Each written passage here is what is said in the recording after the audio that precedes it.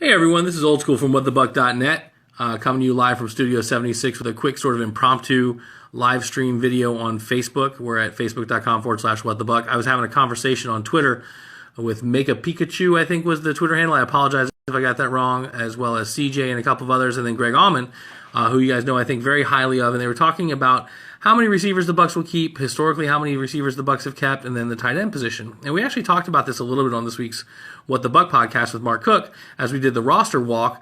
You know, typically the receiver spot garners between 5 and 6 players, and Greg accurately pointed out that normally that 6 is going to be a crossover that's also a kick return specialist.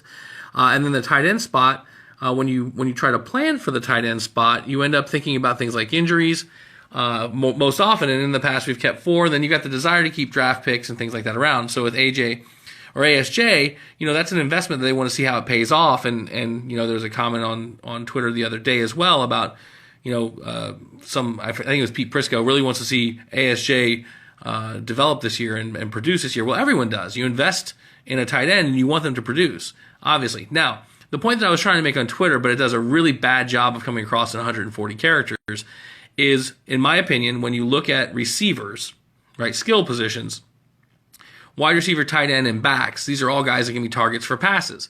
So while we believe we have a good idea of what Coach Cutter likes to run an offense because we saw it last year, we don't have any guarantee that it's going to be exactly the same this year, right? And he's got another year under his belt. He knows more about what he's got. He can continue to be more aggressive in his offensive play calling, which is something he seems to like to do. And I think as fans, we enjoy, certainly. So the question becomes, for giving Jameis targets, what's the best mix of wide receivers who are typically going to be faster, rangier than tight ends, versus tight ends? And then when you start talking about tight ends, the question becomes, are they prototypical or traditional tight ends who are going to line up in a three-point stance a lot of the time and be an augment to the blocking game? Or do we feel that the offensive line has gotten advanced enough that we can actually be in a base package where we have 5 guys in there blocking and not have to keep a tight end in there as an extra blocker? Now, that helps a guy like ASJ. It helps a guy like Cam Brate, who are not good blockers. They're typically more of what we call them in the podcast split ends. They are receivers who will line up away from the line of scrimmage, maybe almost looking like a slot receiver. So if a tight end looks and smells and tastes, or that's probably bad, feels a lot like a wide receiver, what are the differences? Well, typically they're not as fast. Typically they're bigger.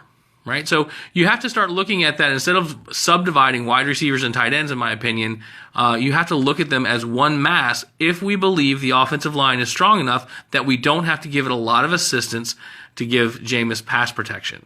So that was the moral to my story. And you look at the guys we've got in the rank with Myers and Brate and ASJ, and then you got Vital in there, and you got Luke Stocker, who's not going anywhere unless we decide we're not going to block. This is one of those things where you go, okay, well, who do I cut? Who's on that bubble? And to that point, the who's on the bubble, sorry about moving the camera around, I need to get a better stand in here for this, sorry. The question becomes, what's the delta from what's available? How good are the guys that are on my roster versus what's available in the general market that I can go get? Because the tight end position is one, in my experience, that can come up to speed very quickly. The nomenclature is relatively easy. Unless you're bringing a rookie in who doesn't understand the play calling structure at all, tight ends can come in and they can make impact relatively quickly. They understand the route tree. They understand blocking. They can get the job done. So if you've got guys that are genuinely better than anything that's available out in the market, then you keep them. You protect them, right? If not, then you take those position spots, those really valuable roster spots, and you put the guys that you think you want to invest in better. Then if you have the injuries, you go get them. You hide people on practice squad that can develop quickly, that sort of thing. So that was my thought. I'm not sure what your thoughts are, but take a listen. Let me know what you're thinking about it. We'll be back on for a podcast this week at Thursday. I'm sure we'll dive into this more, and I definitely, maybe I'll get Greg, see if he wants to come in and call in, or come into the office, come into the studio, and talk more about this, because I think it's a really good topic, and we're thinking about the offense this year. You know, we don't talk about the backs much, but the backs are going to fall into this too. They definitely fall into this range, because we had a lot of talent back there, and there's not a lot of room at the end. So thanks for listening again. Follow us on Twitter at WhatTheBuck. Get on Facebook, facebook.com/WhatTheBuck, and we'll talk to you soon.